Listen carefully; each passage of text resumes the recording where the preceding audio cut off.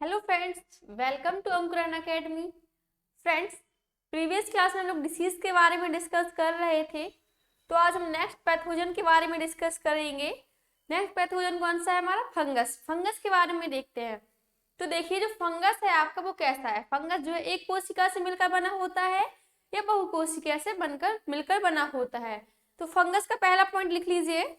जो फंगस है आपका वो बहुकोशिकीय होता है। कैसा होता है? मल्टी सेलुलर होता है। बहुत सारी कोशिकाओं से मिलकर ये फंगस हमारा बना होता है। तो फर्स्ट पॉइंट क्या लिख लेंगे? Multi cellular. It is a multi cellular.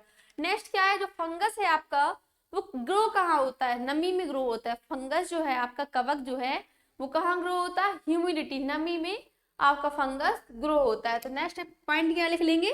Grow in humidity. कहाँ पे ग्रो होता है आपका? ये ह्यूमिडिटी पे ग्रो होता है। अब देखते हैं जो फंगस जो क्या है, बहुत सारी कोशिकाओं से मिलकर बना होता है और ग्रो कहाँ होता है? ये आपका नमी में ग्रो होता है, ह्यूमिडिटी में ग्रो होता है। देखिए, जो फंगस है, फंगस की स्टडी को क्या कहते हैं? तो फंगस के लिए रूट वर्ड क्या होता है आपका? फंगस के लिए जो रूट वर्ड होता है आपका वो क्या होता है? माइको। फंगस का रूट वर्ड क्या होता है? माइको। और स्टडी का रूट वर्ड क्या होता है? लॉजी। तो फंगस की स्टडी को क्या कहते हैं हम लोग? माइकोलॉजी। फंगस की स्टडी को क्या कहते हैं? माइकोलॉजी। तो इसमें क्या है आपका? फंगस की स्टडी क्या होती है आपकी? माइकोलॉजी होती है। तो देखिए, जो फंगस है आपका, फंगस क्या है? फंगस की स्टडी को माइकोलॉजी कहते हैं। और यही अगर हम बात करते हैं क्या, फंगस की सेल वॉल। फंगस की सेल वॉल क्या होती है? फंगस की सेल वॉल जो है उसे क्या कहते हैं? तो फंगस की सेल वॉल को क्या कहते हैं? नेक्स्ट पॉइंट लिखना है इसमें हमको। क्या लिखना है? Cell wall of fungus is chitin. जो सेल वॉल होती है फंगस की वो क्या होती है? उसे क्या कहते हैं? काइटिन कहते हैं। क्या कहते हैं? सेल वॉल, फंगस की सेल वॉल क्या कहते हैं? कवक की जो कोशिका भित्ति होती है उसे क्या कहते हैं? काइटिन कहते हैं। तो एक कुछ इंपोर्टेंट पॉइंट थे दो, आपको क्या करना है? याद रखना है। जो फंगस की सेल वॉल कैसी होती है? फंगस क्या है? बहुकोशिकीय से, बहुत सारी सेल से मिलकर बना होता है। तो फंगस कैसा होता है? बहुकोशिकीय होता है। एक ग्रो कहाँ होता है आपका? तो ये नमी में ग्रो होता है। और जो फंगस की स्टडी होती है उसे क्या कहते हैं हम लोग? माइकोलॉजी कहते हैं। क्या कहते हैं? माइकोलॉजी। वही फंगस की जो सेल वॉल है वो कैसे क्या कहते हैं? काइटिन कहते हैं। अब देखते हैं जो फंगस डिसीज है आपकी वो कहाँ कॉज होती है? बॉडी के अंदर कॉज करती होती है या फिर बॉडी के बाहर होती है? तो देखिए, फंगस से जितनी भी होने वाली डिसीज होती है वो कहाँ होती है आपकी? स्किन में होती है। कहाँ होती है? स्किन। बॉडी के बाहर बाहर मतलब एक्सटर्नल ऑर्गन में। जो बाहर स्किन है, हमारी त्वचा है, त्वचा में इस डिसीज को कॉज करती है। फंगस जो है आपका वो हमारी स्किन में डिसीज को कॉज करता है। जैसे डिसीज कौन कौन सी हो जाएंगी आपकी? तो देखते हैं यहां से डिसीज। क्या देखते हैं? डिसीज, बीमारियां। फंगस से होने वाली बीमारी कौन सी हो जाएगी आपकी? पहली हो जाएगी, देखिए, रिंग वॉर्म। रिंग वॉर्म पहली क्या हो जाएगी आपकी? Ring worm. इसे हिंदी में क्या कहते हैं? दाद कहते हैं। तो ये दाद में होता क्या है आपका? जो रिंग वर्म डिसीज होती है इसमें होता क्या? आपकी स्किन में छोटे छोटे से फुंसी सी हो जाती है, खुजली होना, उनका पेन का दर्द होना उनमें। वही बीमारी क्या होती है? रिंग वर्म होती है। कहाँ होती है? आपकी स्किन में होती है। होती कहाँ पर है? स्किन में होती है। तो रिंग वर्म डिसीज जो है आपकी वो किससे होती है? फंगस द्वारा ही होती है। जो रिंगवर्म डिसीज है आपकी वो किससे होती है? फंगस द्वारा ही होती है। दूसरी डिसीज देखते हैं, तो दूसरी कौन सी हो जाएगी आपकी? बाल्डनेस। बाल्डनेस हिंदी में क्या कहते हैं? इसे गंजापन। हिंदी में इसे क्या कहते हैं? गंजापन। तो देखिए, गंजापन भी कहाँ होता है? सर पे होता है। सर बाहरी भाग में होता है, एक्सटर्नल ऑर्गन में होता है ना गंजापन। तो जो गंजापन है आपका वो क्या है? देखिए, आप लोगों ने नोटिस किया होगा कि जब भी बरसात होती है, बरसात में क्या होता है? हमारे जो बाल हैं वो ज्यादा मात्रा में गिरने लगते हैं, ज्यादा बाल गिरते हैं। तो जो बाल हमारे ज्यादा गिरते हैं तो बरसात में क्या रहती है? नमी रहती है। तो फंगस भी, जो बालनेस है, ये भी किसके कारण होता है आपका? फंगस के कारण ही होता है। फंगस के कारण है हमारी बालनेस। गंजापन भी जो होता है वो फंगस के द्वारा ही होता है। नेक्स्ट डिसीज देखते हैं, तो स्कैबीज कौन सी डिसीज हो जाएगी नेक्स्ट आपकी? थर्ड डिसीज की बात करते हैं तो कौन सी हो जाएगी आपकी? स्कैबीज, खुजली। इसे हिंदी में क्या कहते हैं? खुजली। जो खुजली है ये भी आपकी किससे होती है? किसके कारण होती है? फंगस पैथोजन के कारण होती है। और आपकी एक और बीमारी होती है, खुजली हो गई, डैंड्रफ हो गया, या एथलीट्स वॉर्म, देखिए खुजली हो गई। नेक्स्ट बीमारी कौन सी हो जाएगी आपकी, एथलीट्स वॉर्म, एथलीट्स फूट, और इसे ही क्या कहते हैं, एथलीट्स वॉर्म भी कहते हैं। इसको हिंदी में आप लोगों को मालूम होगा क्या होता है, पैरों की उंगलियों के बीच में क्या आती है, सड़न आने लगती है। बरसात में जब पानी में ज्यादा टाइम तक रहो तो क्या होता है, पैरों की फिंगर्स, जो पैर की हमारी उंगली होती हैं, उनके बीच में क्या होता है, सड़न आने लगती है। उस बीमारी को इंग्लिश में क्या कहते हैं, एथलीट्स फूट कहते हैं, एथलीट्स वॉर्म कहते हैं।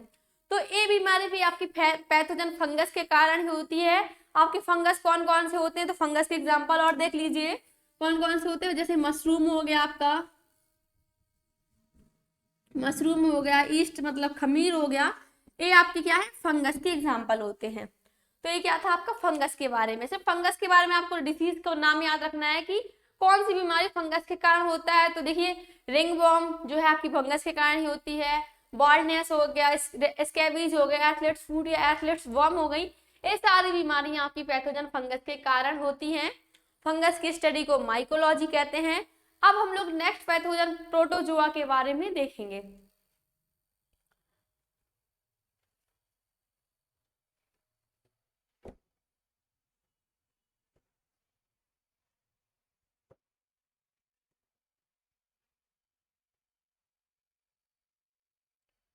जो आपका नेक्स्ट पैथोजन कौन सा है, प्रोटोजोआ।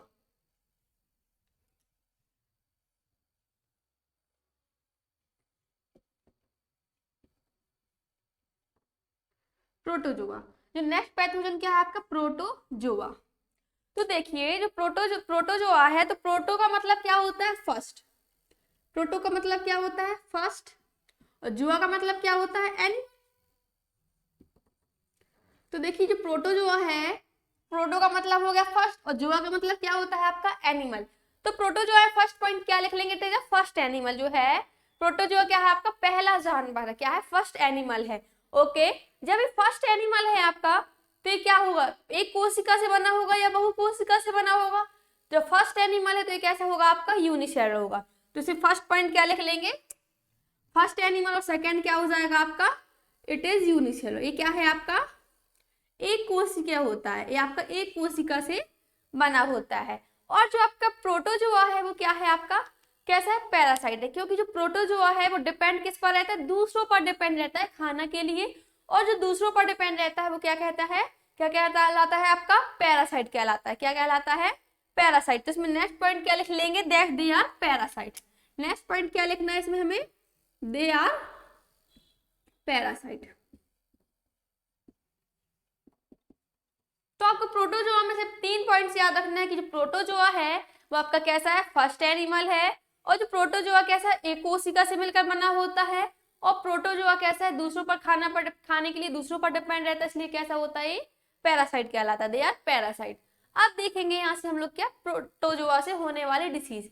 तो देखिए प्रोटोजोआ का नाम और वेक्टर का नाम याद रखना है। तो यहाँ से हम लोग देखते हैं, यहाँ से आपको याद क्या रखना है, प्रोटोजोआ का नेम याद रखना है, जो भी बीमारी है वो कौन से प्रोटोजोआ से होती है उसका नाम याद रखना है, और वेक्टर मतलब वाहक,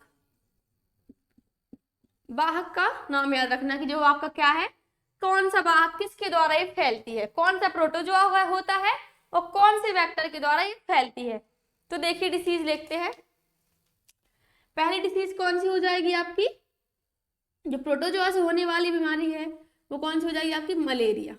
देखिए मलेरिया क्या है आपकी, मच्छर द्वारा, मच्छर से होती है ना। लेकिन वो मच्छर क्या है, मच्छर आपका फैलाने का काम करता है। वो मच्छर क्या होता है, वो फैलाता है बीमारी। उस मच्छर को क्या कहते हैं, फीमेल एनाफिलिसिस। तो देखिए मलेरिया में आपका कौन सा प्रोटोजोआ होता है, मलेरिया में आपका प्लाज्मोडियम विवेक्स नाम का एक प्रोटोजोआ होता है, वो पाया जाता है, होता है, क्या होता है उसका नाम, प्लाज्मोडियम विवॉक्स। जो मलेरिया का प्रोटोजोआ का नाम क्या होता है आपका, प्लाज्मोडियम विवैक्स। इसे फैलाने का कार्य कौन करता है, तो फीमेल एनाफिलिसिस।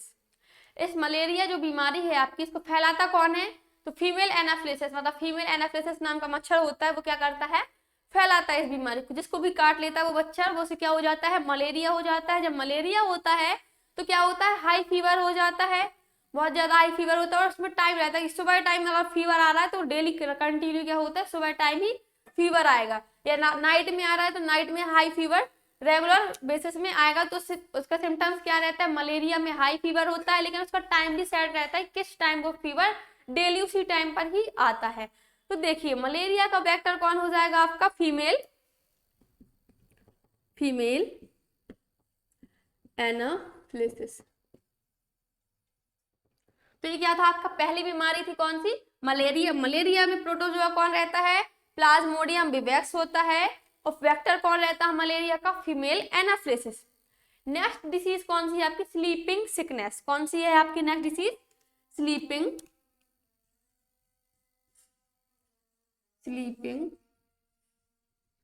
सिकनेस। जो स्लीपिंग सिकनेस डिसीज है उसमें होता क्या है, इसमें क्या होता है, जिस इंसान को 24 आवर्स नींद आए, 24 घंटा क्या होता है, नींद आती रहती है, वो 24 घंटा क्या करता है, सोता ही रहता है, उस बीमारी को क्या कहते हैं, स्लीपिंग सिकनेस कहते हैं। ये भी आपकी प्रोटोजोआ से होती है। प्रोटोजोआ का नाम क्या हो जाएगा, ट्रोपोनोसोमा। प्रोटोजोआ नाम क्या है आपका इसका, ट्रोपोनोसोमा।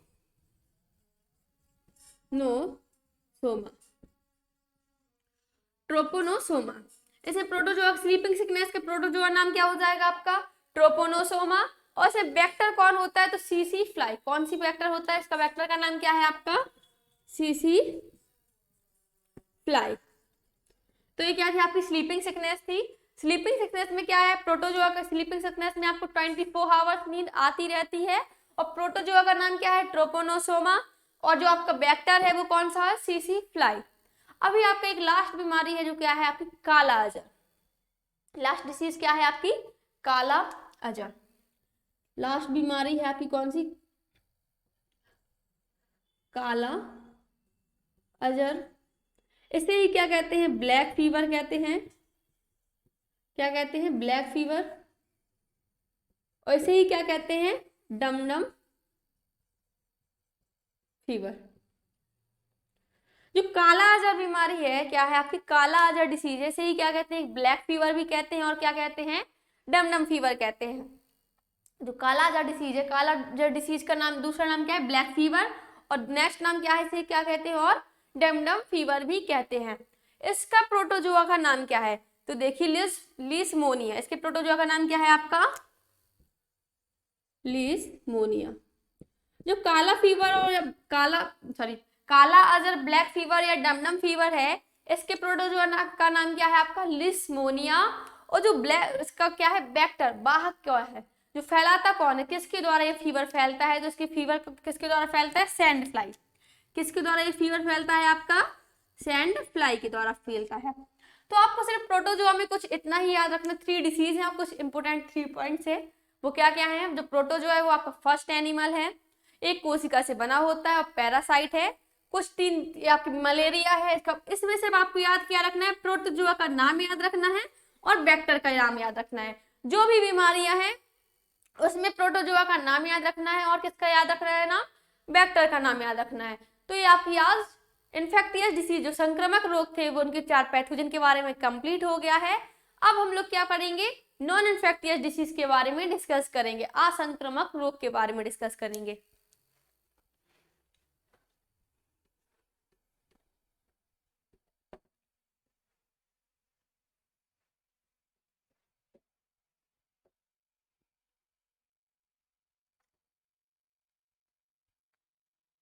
हम लोग किसके बारे में डिस्कस करेंगे, नॉन इन्फेक्टियस डिसीज। अब हम लोग किसके बारे में डिस्कस करेंगे, नॉन इन्फेक्टियस डिसीज के बारे में डिस्कस करेंगे। जो नॉन इन्फेक्टियस डिसीज है आपका, उसे क्या कहते हैं, उसे हिंदी में क्या कहते हैं, असंक्रामक रोग कहते हैं। और नॉन इन्फेक्टियस डिसीज की दूसरा नाम क्या होता है, तो नॉन कम्युनिकेबल डिसीज होता है और नॉन कॉन्टेजियस डिसीज होता है। तो इसका जो दूसरा नाम है वो क्या होता है आपका, नॉन कम्युनिकेबल डिसीज।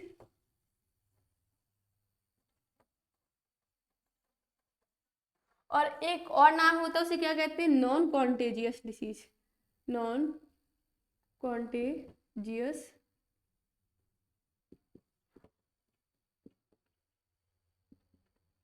डिसीज। देखिए जो आपका क्या है, नॉन इन्फेक्टिव डिसीज है, इसका दूसरा नाम क्या है, नॉन कम्युनिकेबल डिसीज है, और एक दूसरा नाम क्या है आपका, नॉन कॉन्टेजियस डिसीज। लेकिन इसका हिंदी नाम सिर्फ एक रहता है, क्या रहता है, असंक्रामक रोग। हिंदी में सिर्फ इसे क्या कहते हैं, असंक्रामक रोग। तो हम किसके बारे में डिस्कस करेंगे, नॉन इन्फेक्टियस डिसीज के बारे में डिस्कस करेंगे। तो नाम से ही समझ आ रहा होगा, नॉन इन्फेक्टियस डिसीज, असंक्रामक, मतलब ये एक दूसरे से क्या होगा, फैलेगा नहीं। तो इसमें फर्स्ट पॉइंट क्या लिख लेंगे हम, इसमें फर्स्ट पॉइंट ही लिख लेंगे, हमारा फर्स्ट पॉइंट क्या हो जाएगा, नॉन स्प्रेडेबल, नॉन स्प्रेडेबल। ये जो है आपका क्या, नॉन इन्फेक्टिव डिसीज है, असंक्रामक, एक दूसरे से फैलेगा नहीं। ये रोग जो है आपका एक इंसान से दूसरे इंसान को फैलेगा नहीं। तो इसका फर्स्ट पॉइंट क्या लिख लेंगे, non spreadable disease from one person to another person. जो आपका ये बीमारी क्या है, एक इंसान से दूसरे इंसान को नहीं फैलेगी। नेक्स्ट पॉइंट क्या हो जाएगा आपका, जो नॉन इन्फेक्टिव डिसीज है वो किसके कारण होता है। जैसे आपकी इन्फेक्टिव डिसीज कैसे हो रही थी, 4 पैथोजन थे जिनके कारण हो रही थी, लेकिन ये नॉन इन्फेक्टिव डिसीज है वो किसके कारण होती है, ये माल न्यूट्रिशन, किसके कारण होती है आपकी, ये due to occur mall nutrition.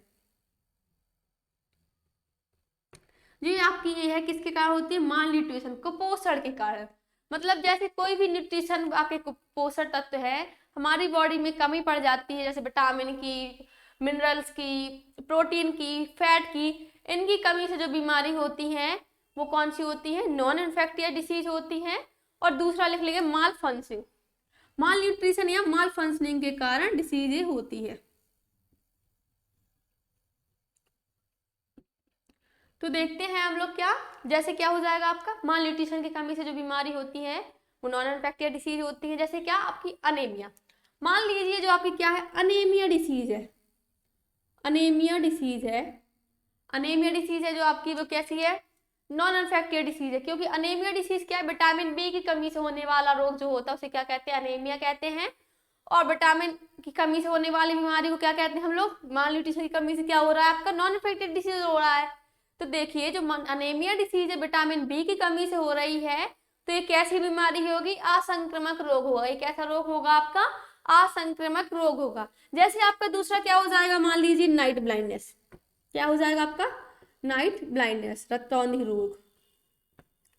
तो ये किसकी कमी से होता है, विटामिन ए की कमी से होता है। तो विटामिन ए की कमी से जो रोग होता है वो कौन सा हो जाएगा आपका, असंक्रामक रोग हो जाएगा। क्या नाइट ब्लाइंडनेस एक इंसान से दूसरे इंसान को फैलता है, नहीं फैलता है, ना ही अनेमिया रोग आपका फैलता है। तो ये बीमारी आपकी कैसी है, नॉन इन्फेक्टिव डिसीज होती है। तो यहाँ से हम कुछ डिसीज के बारे में देखेंगे।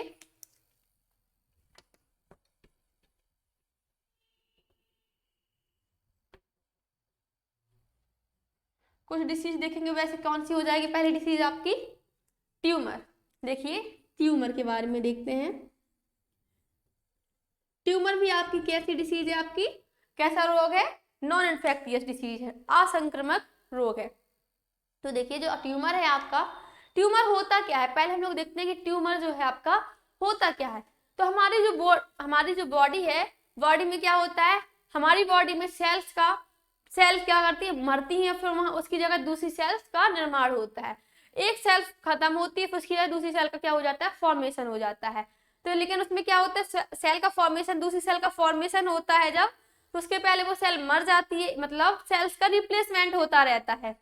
अगर वो सेल्स का मरना क्या हो जाए, बंद हो जाए, जैसे हमारे हाथ में क्या है, सेल का फॉर्मेशन हो, लेकिन सेल जो पुरानी सेल है हमारी, ओल्ड सेल है, वो उनका मरना खत्म, वो मरे ना, उनकी डेथ ना हो और नई सेल्स का फॉर्मेशन होता जाए।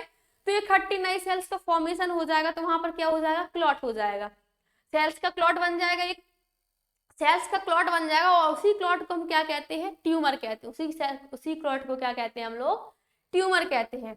देखिए जो आपका क्या है, आपकी हमारी बॉडी में क्या होता है, सेल्स पहले पुरानी सेल्स मरती है और दूसरी सेल्स का फॉर्मेशन होता है, सेल्स का रिप्लेसमेंट होता है। अगर वो सेल्स का क्या होता है, मरना बंद हो जाए और नई सेल्स का फॉर्मेशन चालू रहे, तो वहां पर क्या होगा, मरेंगी नहीं तो सेल्स का नंबर ऑफ सेल्स इंक्रीज हो जाएगा। नंबर ऑफ सेल्स इंक्रीज होने की वजह से क्या होगा, वहां पर सेल्स का क्लॉट बन जाएगा, और उसी क्लॉट को क्या कहते हैं, ट्यूमर कहते हैं। तो ट्यूमर में सबसे पहले पॉइंट क्या लिख लीजिए, uncontrolled and undifferentiate of cell, uncontrolled and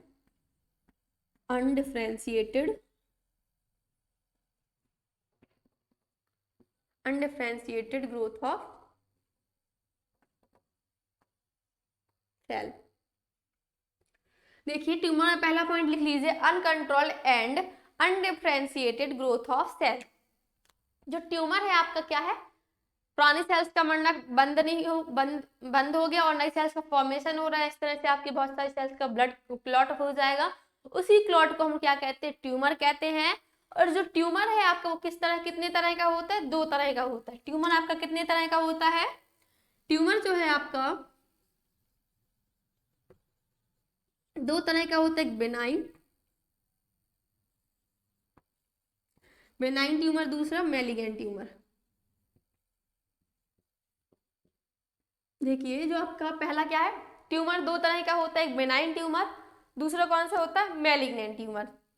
benign tumour को हम लोग क्या लिख सकते हैं, डेड, क्या लिख सकते हैं, डेड, और इसे लिविंग। तो ये डेड और लिविंग का मतलब क्या होता है, तो यहाँ से आप लोग समझिए क्या होता है, बेनाइन ट्यूमर क्या होता है। सबसे पहले देखते हैं कि बेनाइन ट्यूमर होता क्या है। तो जो जैसे सेल्स का, पुरानी सेल्स का मरना खत्म हो रहा है लेकिन नई सेल्स फॉर्मेशन हो रहा है नई सेल्स का, तो इस तरह से क्या हो रहा है, नंबर ऑफ सेल्स इंक्रीज हो रही है। तो नंबर ऑफ सेल्स इंक्रीज होने की वजह से क्या होता है, हमारी बॉडी में सेल्स का क्लॉट बन जाता है, उसी क्लॉट को क्या कहते हैं, हम ट्यूमर कहते हैं। वही क्लॉट अगर एक जगह पर क्या होता है, अगर जैसे मान लीजिए आपके हाथ में क्लॉट बना, वो क्लॉट हाथ से नेक्स्ट ऑर्गन पर नहीं जाता है, तो जैसे आपका जो क्लॉट है वो एक जगह पर बनकर रह गया, उस क्लॉट को क्या वो कौन सा ट्यूमर होगा आपका, बेनाइन ट्यूमर होगा। जो ट्यूमर आपका एक जगह से दूसरी जगह नहीं, जो ट्यूमर का साइज एक जगह स्थिर हो गया, जैसे बहुत सारी सेल्स का क्लॉट बन गया इकट्ठा एक जगह है, वो दूसरी और उसका साइज इंक्रीजमेंट नहीं हो रहा है, तो वो कौन सा ट्यूमर होगा आपका, बेनाइन ट्यूमर होगा। वही अगर आप बात करें क्या, मैलिगेंट ट्यूमर की, तो जैसे कभी कभी क्या होता है, कोई ट्यूमर में क्या होता है आपका, जैसे आपका यहाँ पर ट्यूमर बना हो, यहाँ से आपका बढ़ता जा रहा है, यहाँ तक पहुंचता जा रहा है, फैल रहा वो ट्यूमर, तो वो क्या होता है, उस ट्यूमर को हम लोग क्या कहते हैं, मैलिग्नेंट ट्यूमर कहते हैं। क्या कहते हैं उस ट्यूमर को, मैलिग्नेंट ट्यूमर कहते हैं। और इसी मैलिग्नेंट ट्यूमर को हम लोग क्या कहते हैं, कैंसर कहते हैं। इसी मैलिग्नेंट ट्यूमर को क्या कहते हैं, कैंसर कहते हैं। तो ये क्या था आपका ट्यूमर के बारे में।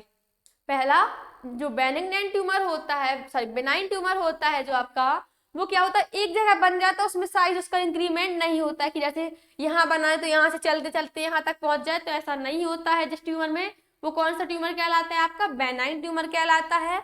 और जिस ट्यूमर में क्या होता है, एक जगह से एक ऑर्गन से दूसरे ऑर्गन तक फैल जाता है जो ट्यूमर आपका, उस ट्यूमर को क्या कहते हैं, मैलिग्नेंट ट्यूमर कहते हैं। और उसी मैलिग्नेंट ट्यूमर को हम लोग क्या नाम से जानते हैं, कैंसर के नाम से जानते हैं। तो यहाँ से एक पॉइंट लिख लीजिए ट्यूमर के बारे में, ऑल ट्यूमर आर कैंसर। जो सारे ट्यूमर होते हैं वो क्या होते हैं, ऑल ट्यूमर आर कैंसर। जो आप sorry all cancer are tumour, sorry जो आपका क्या है, इसमें एक इंपोर्टेंट पॉइंट लिखना है, क्या लिखना है कि ऑल कैंसर आर ट्यूमर। क्यों होते हैं सभी कैंसर आपके ट्यूमर, तो देखिए जब आपका क्या होता है, ट्यूमर बनेगा, मैलिग्नेंट ट्यूमर बनेगा, तो वो फिर आगे चल के कैंसर के फॉर्म, जब ट्यूमर बनेगा अगर वो फैलेगा तो कैंसर के फॉर्म में पहुंच जाएगा। क्या सारे ट्यूमर जो हैं आपके वो क्या होंगे, कैंसर होंगे, या सारे कैंसर आपके ट्यूमर होंगे, तो जो सारे ट्यूमर हैं आपके वो कैंसर नहीं होंगे, क्योंकि अगर आपका ट्यूमर एक जगह स्थिर होगा तो बेनाइन ट्यूमर होगा, जिसे हम कैंसर नहीं जानते हैं। और अगर आपका वो ट्यूमर एक जगह से दूसरी जगह फैलता है तो कैंसर। पहले तो बनेगा ट्यूमर बनेगा, तब तो वो एक जगह से दूसरी जगह फैलेगा, और एक जगह एक ऑर्गन से दूसरी ऑर्गन में फैलेगा तो किसका फॉर्म ले लेगा, कैंसर का फॉर्म ले लेगा। तो पहले कौन बन रहा है, ट्यूमर बन रहा है, फिर उसके बाद कैंसर बन रहा है। तो सारे कैंसर क्या होते हैं आपके, ट्यूमर कहलाते हैं। पहले तो ट्यूमर के स्टेज में रहते हैं सारे कैंसर, उसके बाद कैंसर के फॉर्म में जाते हैं। तो ये क्या था आपका ट्यूमर के बारे में। अब हम यहाँ से दो और देखेंगे कुछ।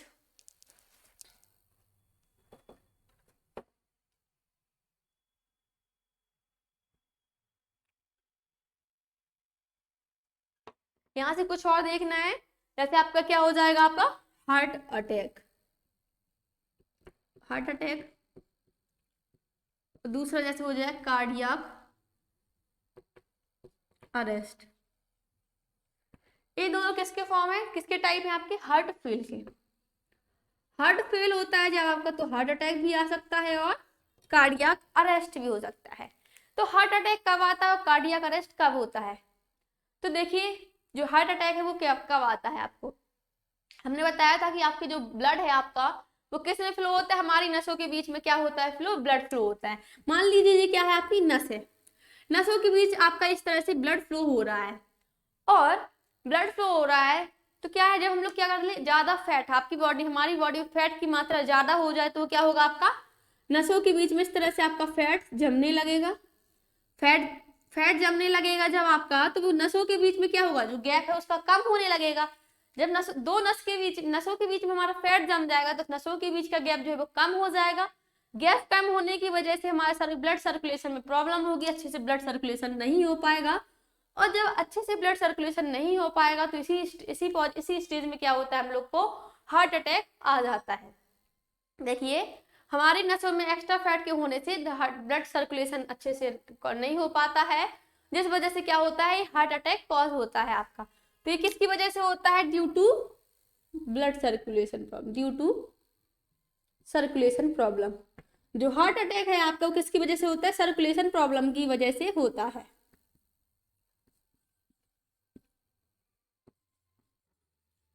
जो हार्ट अटैक है आपका, दिल का दौरा किस वजह से पड़ता है, जब हमारे ब्लड का फ्लो अच्छे से नहीं हो पाता है तो क्या होता है, हम लोग को हार्ट अटैक आता है। ब्लड का फ्लो अच्छे सर्कुलेशन प्रॉब्लम क्यों आती है, ब्लड सर्कुलेशन प्रॉब्लम, तो जब हम ज्यादा हमारी बॉडी में फैट की मात्रा ज्यादा होने से नसों के बीच में फैट जम जाता है, और फैट जमने की वजह से हमारा ब्लड रेगुलर बेसिस में फ्लो नहीं कर पाता है, जिस वजह से हम लोग को क्या हो जाता है, हार्ट अटैक आ जाता है। फैट या स्ट्रेस ज्यादा लेने से ही हार्ट अटैक आता है आपका। वहीं कार्डियक अरेस्ट की बात की जाए अगर आपके, इसकी कार्डियक अरेस्ट, कार्डियक अरेस्ट में क्या होता है, तो देखिए जो हमारी हार्ट बीट कितना होता है, 72 पर मिनट, 72 प्रति मिनट। हार्ट बीट क्या है आपकी, 72 प्रति मिनट होती है हार्ट की बीट होनी चाहिए।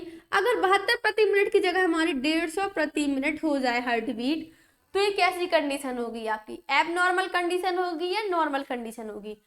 72 प्रति मिनट की जगह अगर 150 प्रति मिनट हो जाएगी हमारी हार्ट बीट, तो ये कैसी कंडीशन है आपकी, एबनॉर्मल कंडीशन हो जाएगी। और हार्ट बीट की प्रॉब्लम, बीटिंग प्रॉब्लम की वजह से ही क्या होता है, आपका कार्डियक अरेस्ट आता है। हार्ट अटैक से भी ज्यादा डेंजर क्या होता है, आपका कार्डियक अरेस्ट होता है। जब हमारी हार्ट बीट की 150 प्रति मिनट हो जाएगी तो हमें 2 मिनट भी नहीं लगेगा और हमें क्या हो जाएंगे, हम खत्म हो जाएंगे। तो जो कार्डियक अरेस्ट वो किसकी वजह से आता है, due to beating problem. Cardiac arrest में क्या लिख लेंगे, due to, it occur due to beating problem, beating problem. तो ये क्या था आपका नॉन इन्फेक्टियस डिसीज के बारे में था। तो थैंक यू गाइज, आज हम लोग यहीं तक डिस्कस करेंगे, नेक्स्ट क्लास में जेनेटिक डिसीज के बारे में डिस्कस करेंगे। Thank you guys. अगर आपको हमारी चैनल, हमारी वीडियो पसंद आई है तो सबसे पहले वीडियो को लाइक कीजिए, और अगर अभी तक आपने हमारे चैनल को सब्सक्राइब नहीं किया है तो चैनल को जरूर सब्सक्राइब कीजिए और ज़्यादा से ज़्यादा वीडियो को शेयर कीजिए। थैंक यू गाइज, कल मिलते हैं।